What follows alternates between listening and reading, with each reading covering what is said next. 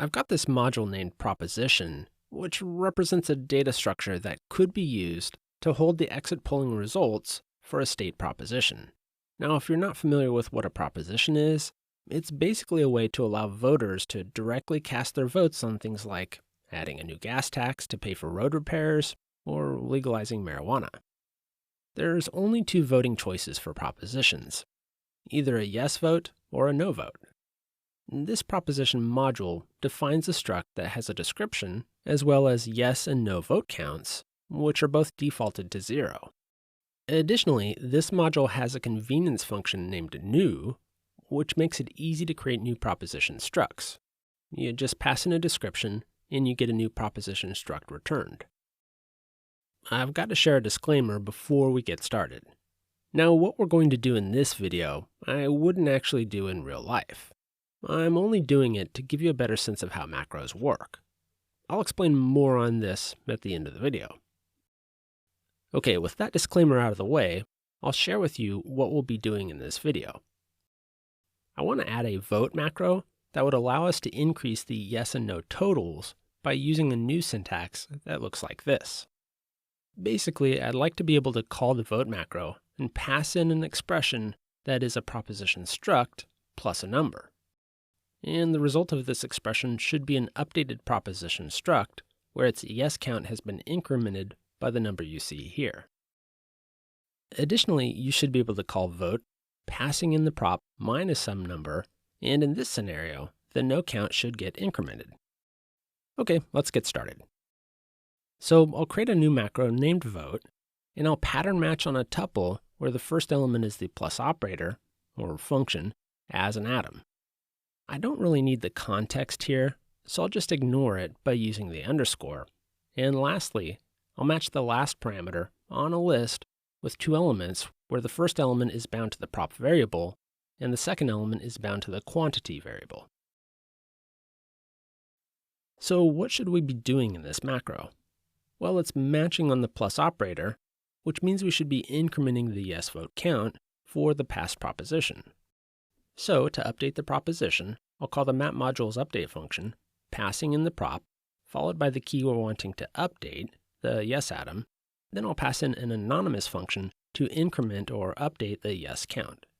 The current yes count will get passed into this anonymous function as the first parameter, and I'll just add the amount in the quantity variable. So are we done? I mean, do you think I did this right?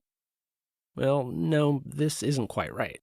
Remember, macros should return an AST, and this definitely isn't an AST, but we can turn it into one by wrapping it with the quote macro, so I'll do that.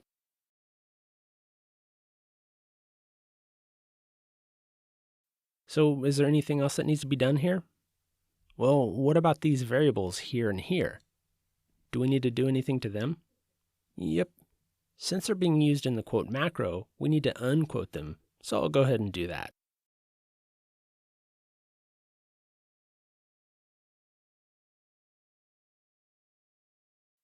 Now, does it look okay? Yep, it should work. Let's give it a try. So I'll fire up IEX, and I'll import the proposition module, and now I'll create a new variable named gas tax, which I'll bind to the result of calling the proposition module's new function, passing in the string description of gas tax. Next, I'll call the vote macro with the expression gas tax plus 1, and as you can see from the returned value, it worked. Cool. Now, if we try to change the sign from plus to minus, it won't work because our vote macro isn't matching on the minus operator. It only works with the plus operator, so let's go fix that. So I'll create another vote macro clause, but this time I'll match on the minus sign, but the rest of the pattern match will be the same as the other clause. Now I could essentially copy this code and paste it in here and make a couple of changes, but instead of repeating ourselves, let's do this. I'll call a new function named cast, passing in the prop, the no atom, and the quantity. This cast function doesn't exist, but we'll create it right now. So I'll create a new private function named cast, which takes a prop, a vote of yes or no, and a quantity. Now I'll just cut this code here, and I'll paste it down here, and I'll change the yes atom to the unquoted vote parameter.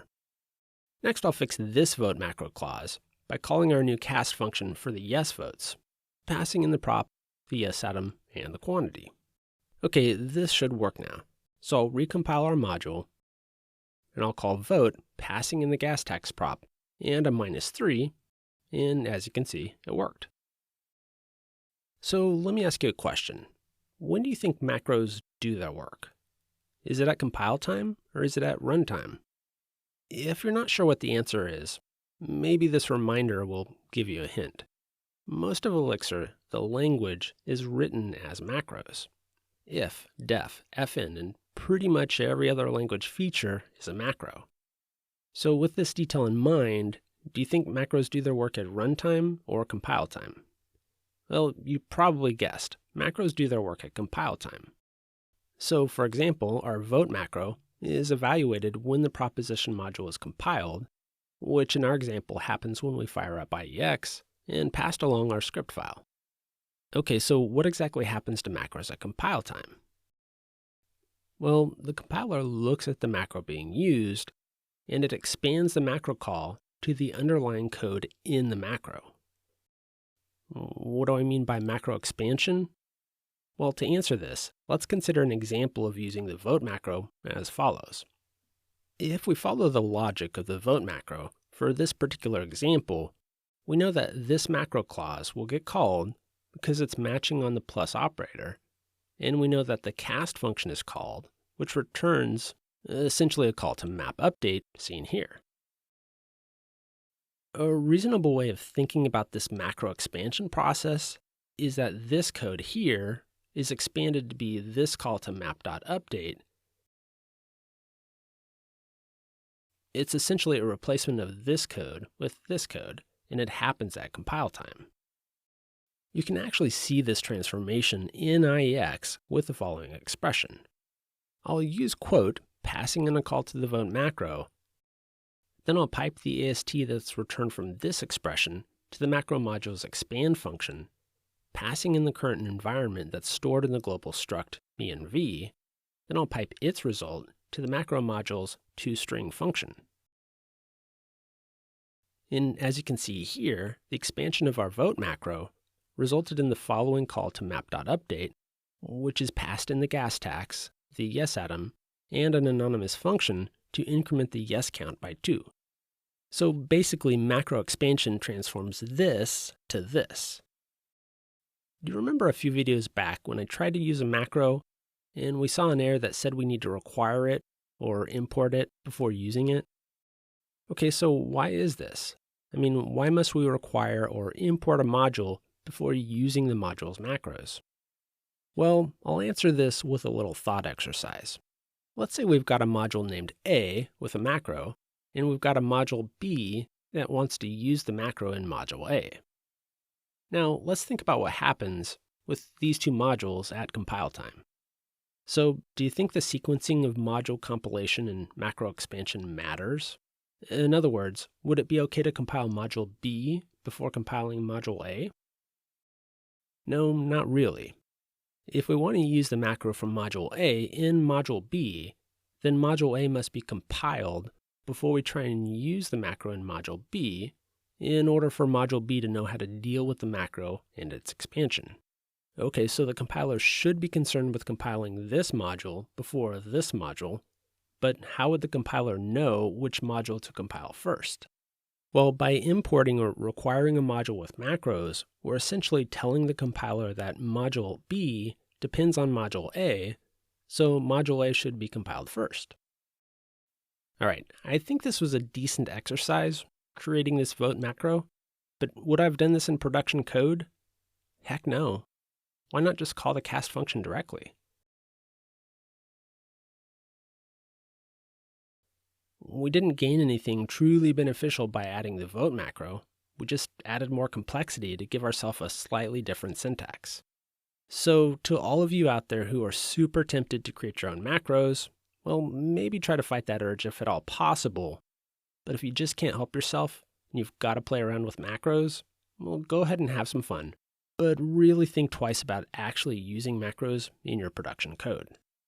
All right, there's one more significant macro-related thing that I'd like to cover, which is the ability to extend one module with code from another module, and that's what we'll look at in the next video.